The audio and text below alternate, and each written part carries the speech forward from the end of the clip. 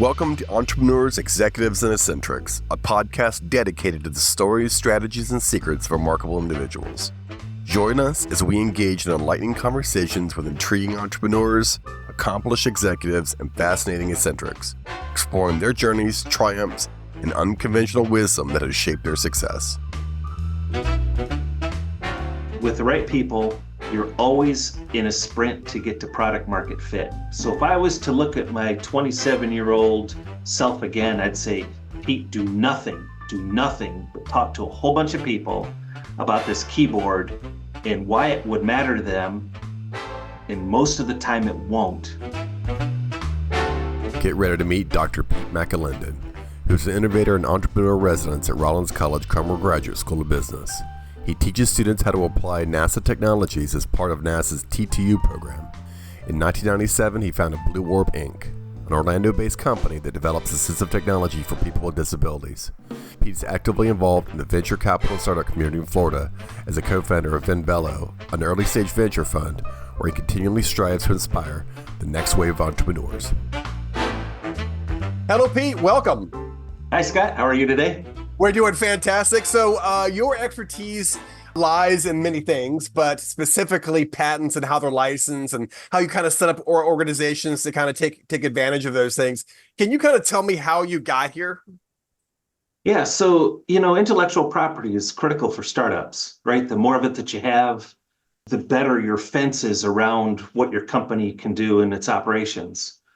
So when you're developing intellectual property, if you think about it, there are only a couple ways to get it. Create your own, and then go through the process of going through the patent process, working with a patent attorney, or you can try to do it on your own. I always recommend working with a patent attorney. Or do what I did, you create the hybrid of write your own patent application, learn how to do that, so you know the nuts and bolts of what it is it takes to earn a patent or to get a patent issued. And then work with an attorney kind of toward the end, right? Because an attorney is going to come back to you with a bunch of questions if you don't decide you want to develop the patent application yourself. All right, so you go through that process, understand what it is, work with a patent attorney, and get a patent issued. That I find doing a little bit of the groundwork will help minimize that $500 an hour, $550 an hour that you are definitely burning. Yeah, and I was just going to say, you save a lot of money, but you accrue a lot of your own knowledge about how the process works, right? So the next patent, it's easier to write and it's even more affordable. Right? Now, the other way to do it is to license IP from people who have a patent that maybe would be of benefit to you.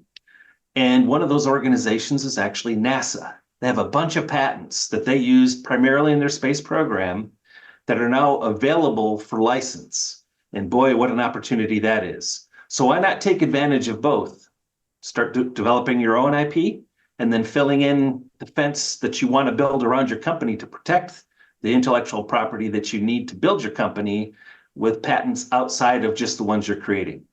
So let's drill into that just for a moment. So when you're saying, the kind of the not necessarily low-hanging fruit, but I guess a place to go look up tens of thousands of type of this IP intellectual property availability is under NASA. So you've done this, you really do this kind of as this has kind of become your specialty, right? So I've been doing it with NASA for the past 11 years through the Crummer Graduate School of Business. So NASA actually came to us 11 plus years ago with their patent portfolio saying, we've got all this great IP, but now with our space program where it is, there's probably other application for this patented technology that we have. And would love for you to see if there's opportunity to build a few startups around it. And if there are those opportunities, we'd be happy to license you the technologies that we have so you can build your own startup. Because remember, Scott, there are three critical things that you're after in any startup, especially an investable one. You've got to really begin to understand what the market risk is. And if you can reduce a lot of the market risk, you become more investable. You have the team risk. Can the team actually pull off what needs to be done? And to do that, that's critical from an investor perspective, because you've heard the old adage, investment is on the jockey, not the horse. And then the third major risk is the technical risk. Like, can this thing actually be built? Just because you say you can build a spacecraft that can land on the surface of the moon does not mean it can be done.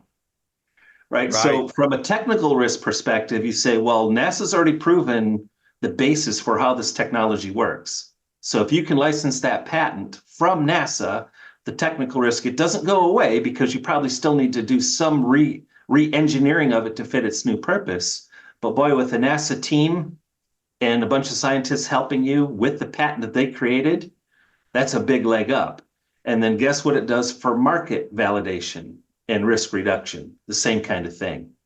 And then it's just a question of whether or not the team that's been assembled around it can actually create the value between the product that they've designed through this NASA technology, the licensing of NASA technology, and the market that it's looking to serve.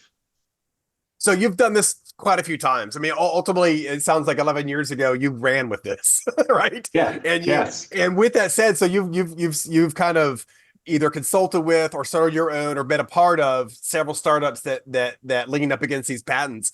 Can you kind of give me a handful of them so we can kind of understand kind of the IP you went after, the reason you were doing it, and how you actually made it valuable? Yeah, oh, I'd love to. And actually, let me start by saying I played kind of just a small role as the faculty advisor in these startups that have come through our program at the Rollins Crummer Graduate School of Business. So the one that I like to talk about is EcoSpears, because it's a really interesting story about how a NASA scientist put ethanol alcohol into a drinking straw, sealed both ends, and put that straw into a contaminated lake of PCBs. These are polychlorinated biphenyls. Well, how do you get polychlorinated biphenyls in a body of water? Well, you launch a rocket into space, right? Everything that comes out of those rockets is pounded into the land and the water in that area. Well, guess who else did it? GE, when they were manufacturing their products. The Hudson River is one of the most highly contaminated PCB lake beds in the world today.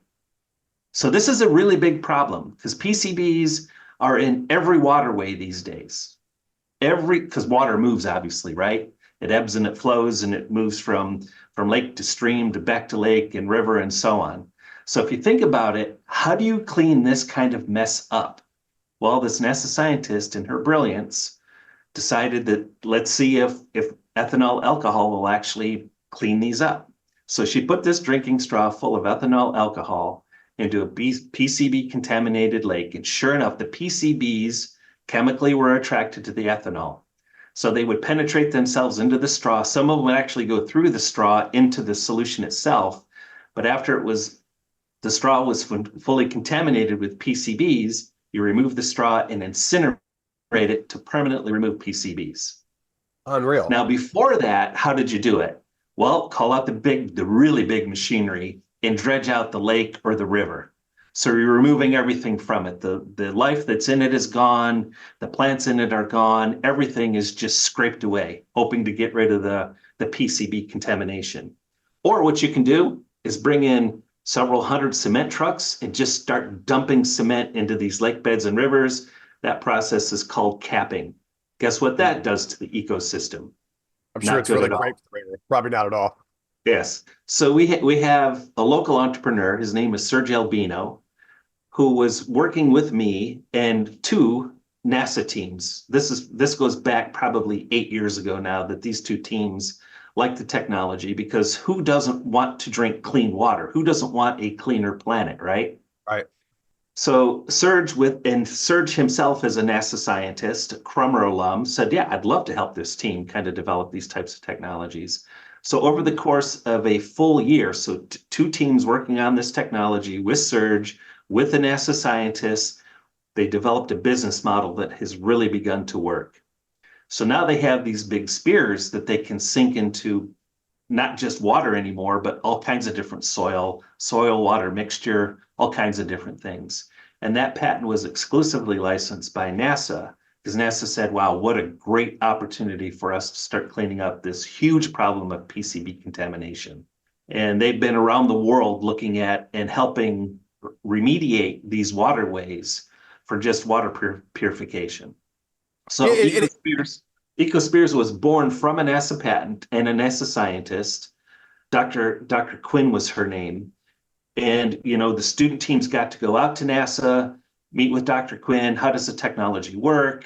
Tell us about the patent, where your original thoughts were, any future thoughts and development and so on. And both teams in Surge just ran with it. And it's a bona fide company today. If you go to EcoSpears.com, you'll see exactly how they embodied the new technology and kind of the places they've been in the world to decontaminate us and helping us have much cleaner drinking water. So let's back up for a second. So who identified that patent? The student team did. Okay, the same. Oh, geez. You're literally creating businesses out of that's insane. Okay. So that you identified the actual patent itself. You guys did the research to say this can work. Yes. And then at some point someone rushed in to help fund this, or how did that funding portion work? Well, so like any good startup, I invite angel investors into the last class of this class that we teach at Crummer. We call it the integrated capstone experience, right? Where you apply all your skills as a MBA student to finding a solution to really difficult, challenging problems. And clean water has always been one of those very challenging problems, right? Throughout human history. So when you start connecting a student team to people like Surge, and you have an environment where they start looking at the market, they begin to understand the technology, things really begin to converge very nicely, actually, in this case. And then when the investors come in, you invite them in. It's usually 3 or 4 during the final presentations, along with the NASA scientists who also are there for the final presentations. And the dialogue between the investors and the NASA scientists, with the student team kind of in the middle saying, yeah, we can solve that. We looked at this, we did all these things. It creates enough momentum for the investors to say, wow, if this is really a problem we can solve, look at its potential. So it's really at that point where they all feel like, wow, we really do have something here. And with somebody like Surge, who knows what to do with all the great technology and the business model that's been produced, he becomes the linkage between what happened in the classroom to what can happen in an early stage startup.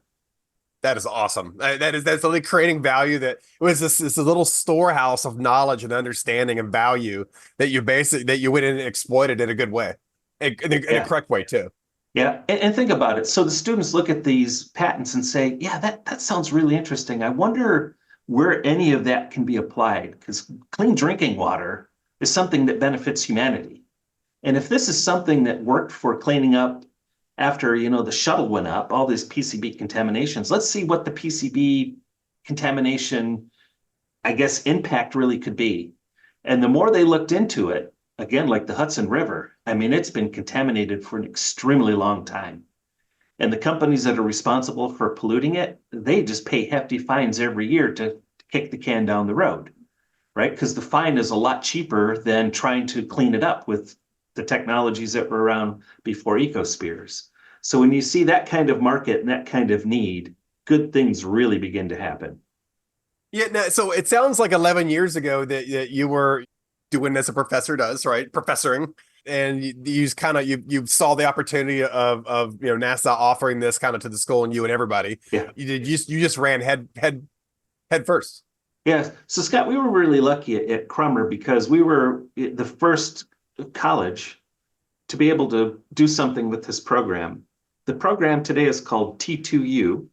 So if you search quickly for NASA T2U program, and really when it started, it was technology to university, right? They wanted to know if there was some benefit to licensing the technology or something else that could be done with all this great technology they had in their patent portfolio. And sure enough, when you bring the right minds together, and our students are extremely bright, extremely motivated, and you get the right mix of people in that process, good things really, really begin to happen. And now that program has grown to many, many more universities. I have a lot of folks that reach out to me, how could we do it in a 6-week or 12-week program versus our, we have a 24-week program right now. We started it out as 12, we grew it to 24, and that's why it's a full second year of capstone course for our students. I mean, it is that intense, it is that instructive. It provides everything you would really want to have a business student want to participate in before they graduate. So, okay, so I'm curious the criterion, right? I imagine there's tens of thousands. Like how many NASA patents are there? Is it 10,000? Is it Yes. Yeah. okay, tens of Thousands, thousands? thousands easily. Yes. And Yes. they just went to USPTO.gov and just went NASA as the originator, National Aeronautics Space Actually, Administration, or yeah. So NASA actually has a patent repository, and what they did a phenomenally good job in saying, here's the technology, here's how it can be applied in different markets, and here's how you can apply for a license to the technology. So the team, yes, you kind of go through and the team decides what do we generally have an interest in. And then they jump on the NASA, especially the Kennedy website, because that's the most accessible here in Central Florida. They take a look at the patents available through Kennedy and say, wow, look at this one. This one's really interesting. And then the team rates it, right? And they do that with a whole bunch of patents. We have a kind of a formula, if you will. The team skill set, does it match well? Does the time available match well with what you kind of need to do for the capstone course? So a bunch of different metrics that really help them decide which patent you can license in the number of months that we're together, the critical need of what the world might want and need. So that's market size. Can the technology be developed from where it is to where it needs to be with our team? Do we need outside help and so on? So you can imagine the process is pretty rigorous, but it's a really good kind of intellectual exercise to really figure out if there's a viable startup there.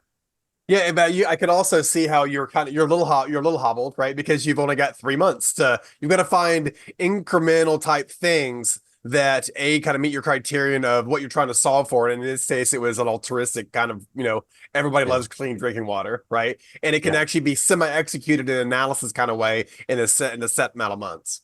Yeah, exactly. Now, and again, we run through the full second year of our students now. So we have the program built for a 12-week program, and what we typically run now is kind of a 24-week program. So how did you get here? Like how did I know we kind of started that way, but now that we know a little bit more about kind of really your area, your authority is this area. What were you doing before that? Or you were still a professor, I'm assuming, correct? No, not really. So No. the journey of an entrepreneur is kind of amazing when you stop and think about it. You're just out problem solving, and when people find value in what they're doing, in what you're doing, they want to know more, they want to learn more. And I was a serial entrepreneur since the mid 90s because my doctoral dissertation, when I graduated in 1994, was my first startup, developing a computer keyboard that has two domes that slide versus a whole bunch of keys to type. So with that, you start to build this technology. I got a bunch of grants from the National Science Foundation, started to develop our own patent portfolio around that technology. We have 7 patents issued on 2 joysticks that have 2 upside down cereal bowls on them. So figure that one out, right? But what an amazing process. And that's when, that because of our proximity of our office on Park Avenue to Crummer in the business school, I had a few professor friends ask me, could you come in and talk to our students about what you're doing and how you're doing it? Because if you go back, and this was like 20 years ago, entrepreneurship was an understood thing and growing, but now it's growing even more quickly now. So the students were kind of wondering how you do anything from business perspective, from idea to startup to well beyond. So I was just introduced to Crummer as a guest speaker from time to time, and that grew to, can you please teach a class in this now? And then one class led to 2, and then I got summoned to the proverbial principal's office, and they were saying, a few more classes and you'll be here full time. And I remember thinking, wow, what an opportunity this would be. And they understood that I still needed to run the company at the time. And so I had a foot in both, a pure startup, the one with this keyboard and, the team that I had there, and then obviously teaching a few nights a week there at Crummer. And it just continued to grow. But when I started there full time, it was crazy how the timing worked out. I wasn't there but a few weeks when NASA said, hey, can we come talk to you? And it wasn't just me, but it was our Center for Advanced Entrepreneurship. So Carrie Coates, who ran the center at the time, called me in and said, yeah, NASA would like to come chat with us. Could you join us for this meeting? I said, sure. And as they say, the rest is history. And I couldn't believe they came in and said, we have hundreds of patents, and we don't do anything with them. But if you would be amenable to seeing if there was other application for them and building, building startups around them, we would welcome that. I just thought to myself, boy, you thought a kid in a candy store would be having fun. That's nothing compared to having NASA say, here are a bunch of patents. See which ones would benefit you the most. You're uniquely suited, though. I mean, think about it. There's probably wasn't anybody better within 300 miles. You're intimately involved in getting your own patents, right? You're intimately involved with the highs and lows and everything in between of entrepreneurship, right? Yeah, You've got the education level they obviously required. All those things, you're uniquely suited, Pete. Yes. You're literally maybe the one person that could do this. Yeah, so the stars definitely aligned for all of this to happen, and I couldn't have been happier. Yeah, I mean, it's funny when you think about kind of my day-to-day job is. I probably talk to, I don't know, a handful of entrepreneurs every week. And I started asking kind of these standard questions. And one of those standard questions is, what percentage of your success is due to luck? Right. And it feels like it's like teetering towards 70%. Yeah. Now, if you're in your 20s, you're like, no, I have control of the universe. But when you're in your 50s, you're like, oh yeah, 60, 70% were luck. What are your thoughts? Yeah. Well, so Scott, it's funny because it all depends on how you define luck, right? Because luck to me is preparation meeting opportunity. Right. So if you're grinding away and you're working towards something, it's going to move up, it's going to move down, but then all of a sudden this opportunity just shows up like from out of the blue. That's why people call it luck. And it's like, I'm not sure that was just showed up for no reason. I think there's a very specific alignment there for that the opportunity that you've been creating all of a sudden meets this wonderful process that you've put together to say, yeah, I think we can make this work. If I ever write another book, it'll be called Idea versus Execution, right? Because you know how many NDAs people have presented me in the last 10 years? Oh, my special is my idea is so special that it requires you to identify me if this gets leaked out, like, Twitter for cats, or it's gonna be the next or whatever crazy thing that he'd come up with. But when you said the kind of the NASA patents and the opportunity, and that exemplifies the idea is nothing. It is the execution of that idea is 95% of it. Yeah, and if you stop and think about it, you're absolutely right. It's one coin, but there are two very different sides to that coin, right? You have to have the idea. And if you have protection around the idea, that's great. And if you have an application of that idea, that's wonderful too. But it might not be the application that's most beneficial on the other side of the coin, because what's changed? Time, technology, other opportunities, all kinds of different things, right? So the idea and the execution, you've got to get them to converge. And if there are ideas already out there, and oh, by the way, it's not just the NASA patent portfolio. What about the Department of Defense? What about the whole USPTO, the United States Patent and Trademark Office? There are a lot of inventors that just had the idea, but either didn't want to execute, didn't know how to execute, or it's too much risk, whatever it is. But there is a lot of gold in those mines of patents. That's for sure. Stored value. It's untapped stored value of things that have already been kind of ferreted out. Now, so I have a very close friend, Steve Luther, who's a local patent attorney here. And, he always, so I'm very familiar with USPTO because he's kind of shown me around, but I'm not an attorney, nor do I play one on TV or Reddit. But, I've done enough kind of searching it. And I kind of go back to Elon Musk. I know he's kind of a figure we may not want to talk about, but I always say, hey, the best way to get sued is to go file a patent. Right. Have you ever also heard this as well, kind of the other trials and tribulations? Well, yeah, but think about it. So if you think your idea is really that unique, you're going to want to capitalize on it, right? But if you go out and just pursue an idea without doing any patent research on it whatsoever, boy, you're taking a huge risk, because anybody can come back, especially when you start to become really successful. It's like, wait a minute, you're stepping on our intellectual property to do what you're doing. You need to cease and desist. We actually had that a few times with people who thought like our method for this two-domed keyboard was kind of their own unique novel idea.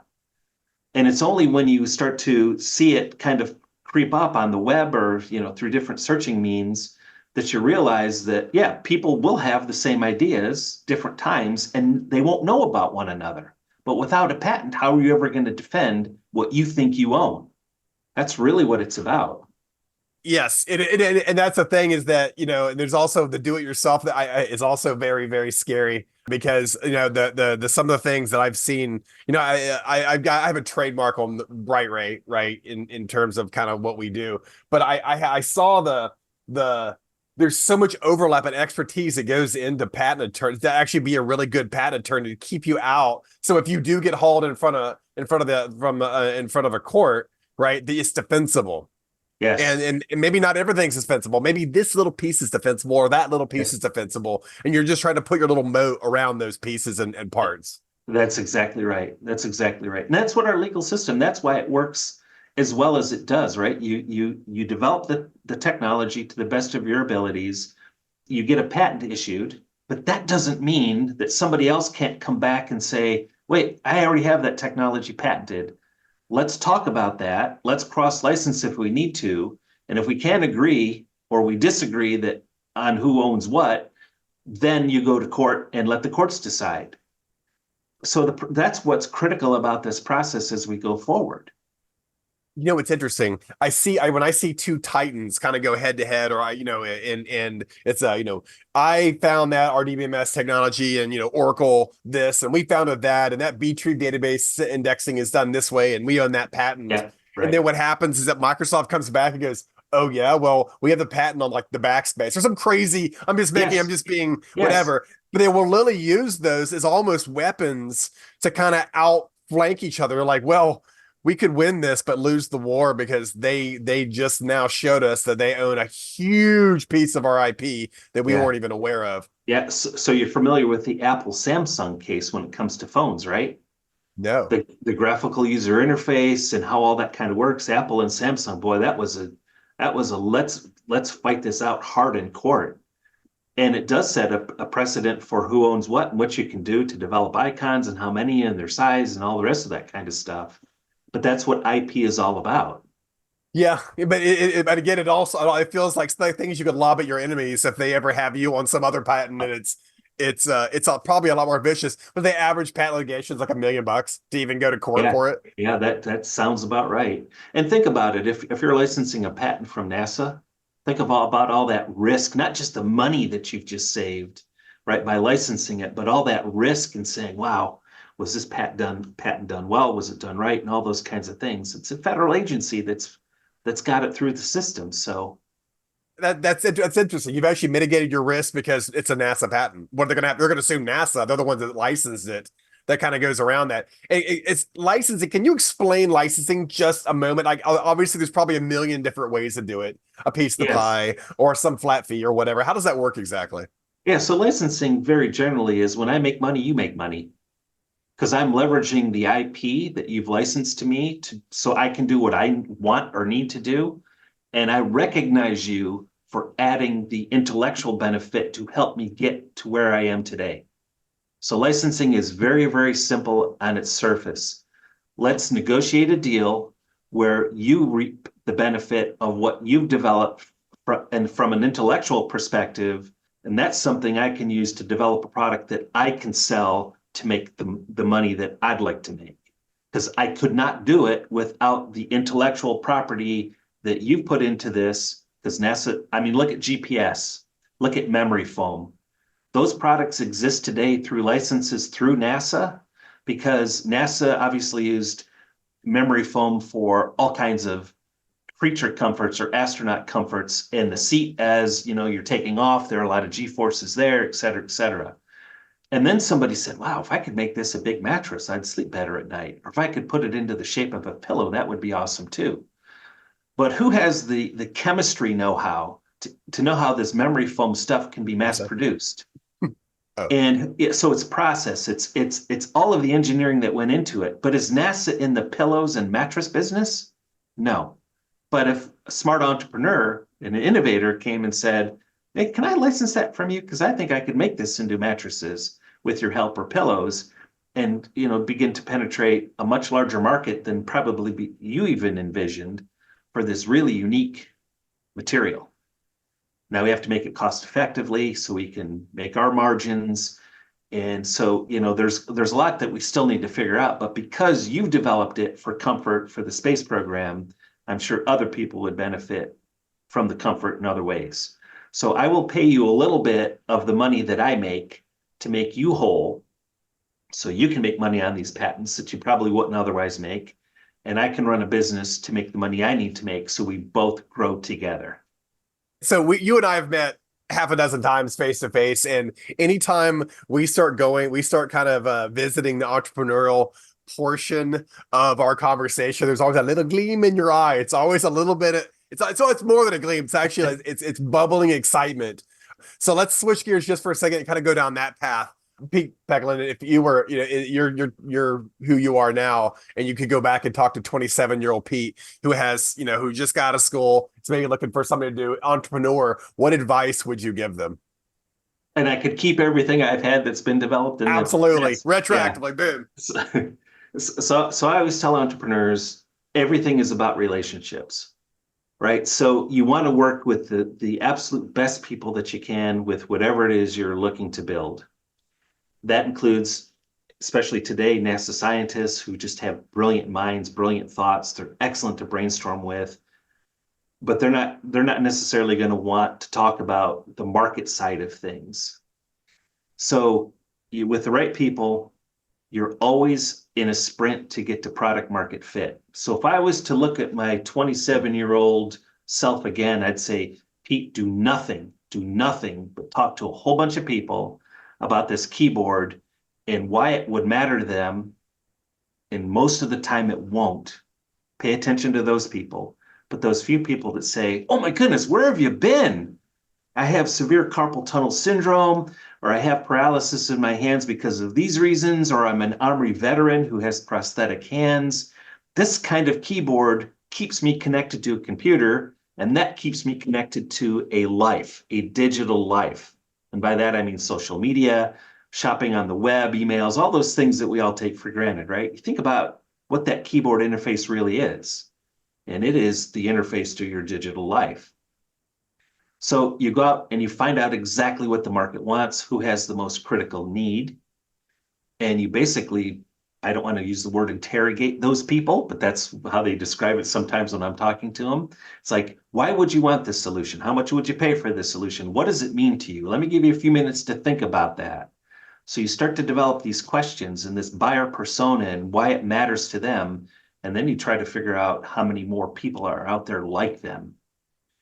And again, serendipity, luck, whatever, preparation, meeting, opportunity, I don't care what you call it. Our life fundamentally changed when I got a call from out of the blue from a mom that had a son on the spectrum.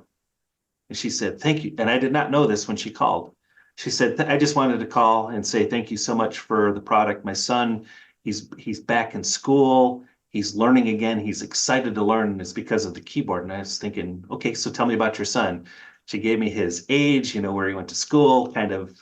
And I was still waiting to hear about, well, he has cerebral palsy or had something wrong with his hands or whatever. And I said, do you mind if I ask, what kind of condition your son has to make this technology it's so exciting to him? And she says he has autism, and it's pretty involved. And I just remember it was one of those just profound moments. I'm like, autism? And I said, does he have any physical disabilities? No, just intellectual. And we think some cognitive, but this keyboard will help us uncover those. And I was dumbfounded. I think I was speechless on the phone for what seemed like a lifetime for me. I'm like, how could we have missed this? Well, you got to get your product out into the market. You've got to build that momentum. And then I asked her, I said, so I need to speak to you and I need to speak to your son, and I'd prefer to do it in person. I don't care where in the world you are. I'm going to fly over to tonight or tomorrow, whenever it's convenient for you to have the face-to-face discussion. Thankfully, she lived here in town. I asked, how did you hear about this keyboard? How did all of this kind of come together? So she told me that story. Her son was there. And I remember asking him, I said, so what is it that you like about the keyboard? He said, it's alphabetically ordered. And you see the color combinations of this A is this color, and on this dome, it's the same color. It's obvious those two things match. And I said, so what's the problem with the regular keyboard? He said, I look at it. He said, do you have any idea what this key layout means or why it matters? He said, you might as well just take a whole bunch of letters, mix them up and throw them on a keyboard, because that's what it looks like to me. And my brain just can't process it. There's not enough order for me to know what to do with this keyboard, so I don't even like to put my hands on it. And then the next bit of what he said shocked me even more. He said, you can spell the typewriter with the top line of keys. If you wanted to type the word typewriter, it's done only on the top line. You can spell these words only with your right hand, these words only with your left hand. And he just rattled off these patterns. And I said, and that's when it dawned on me, the thought pattern, he's trying to organize a very disorganized character set in his own mind. But now that he understands the alphabet and the color coding behind it, he says it gives it enough order for him where he can take the next step or 2 or 10 to a viable interface for him to begin to type with it. And he said, most of what I do is PowerPoint. I think highly visually. So I want to drag and drop a picture and do all these things and then annotate it. And that's the way I think to this day, and this goes back 15, 20 years, that's the way he communicates best today. That's awesome. That feels good. It feels great, Dan. But what's also interesting is that what you thought was the valuable thing was not a value. It was like valuable in a different way to someone new. Have you ever heard of Mike Maples Jr. over at Floodgate? It doesn't ring a bell. So he's a PE guy, and I'm a big. I absolutely love everything he does and touches, including Twitter. And he always says that investment and kind of PE, and when they invest in a company, they're in on a secret, right? That not necessarily the general public knows. And It sounds like you may have discovered your secret was it's not for who you think it's for, right? This is not what you think it is. Yes, exactly. No, but that's why it's important to talk to your 27-year-old, or in my case, my great students at Crummer, and say, these are the things you need to be paying attention to, because it's an oxymoron to say entrepreneurship textbook. There is no textbook for what it is an entrepreneur does day in and day out. But what are the gaps? What are you really looking for? And if you want to read a really good book on the subject, read the book, the hard things about hard things. Because it talks to you about really analyzing the gaps. So when I talked to this mom and her son, I thought to myself, I know why I missed that. I was too mechanical in the way that I was thinking, and I've got to fundamentally change it for the company. So let's get a bunch of these keyboards out to a whole bunch of different schools with a whole bunch of different special needs kids. I don't care if it's cerebral palsy, low vision, or blind, anywhere on the spectrum, and even the gifted kids, right? So you just broad base it. And you just put it in front of them. See how quickly they figure it out. See how often they use it, right? It's called the toothbrush test in my mind. That idea is not mine originally. It actually came from Google. They said, we acquire companies that are like toothbrushes. You use them every day and they make your life better. Yeah, I don't know. A little bit, part of me said, you ever heard of fuzzing in security? Fuzzing is where you send crazy things that you never would have thought in a million years into an input and see how if it blows it up or not, right? Yes, and it feels like the more people you're talking to, you're almost trying to rub up against things that never would have occurred to you. And that's the whole point. Exactly. You end up discovering the secret that no one else understands about your product. And then now it's a matter of, is that market fit, on and on, what's the total addressable market or TAM, and on and on. Yeah, that's exactly right. Pete McAlindon, thank you very much for talking to me today. Today was awesome. Oh, you're very welcome. Thank you, Scott. Thank you.